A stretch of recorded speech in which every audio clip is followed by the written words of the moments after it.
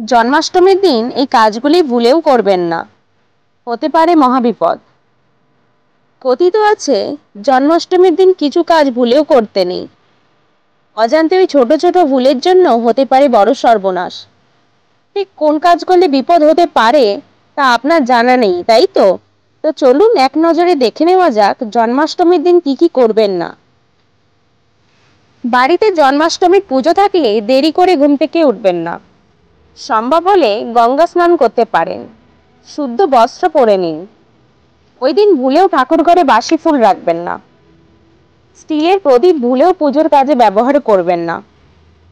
বাড়িতে জন্মাষ্টমীর পুজো শেষ হওয়ার আগে কিছু খাবেন না।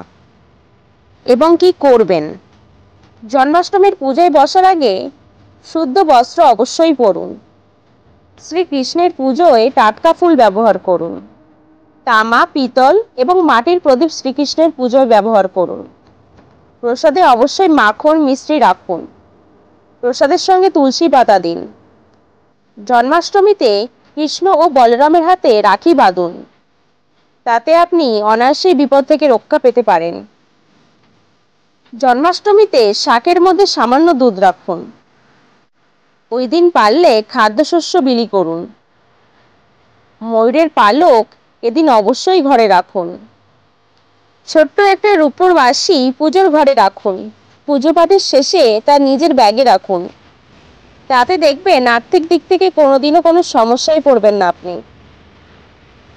বাড়িতে পারলে গরু কিংবা বাছুরের কোনো শোপিস কিনুন, তাতেই দেখবেন ঈশ্বরের কৃপায় সমৃদ্ধি হবে আপনার। ভিডিওটা ভালো লেগে থাকলে তাহলে লাইক, কমেন্ট, শেয়ার এবং সাবস্ক্রাইব করতে ভুলবেন না।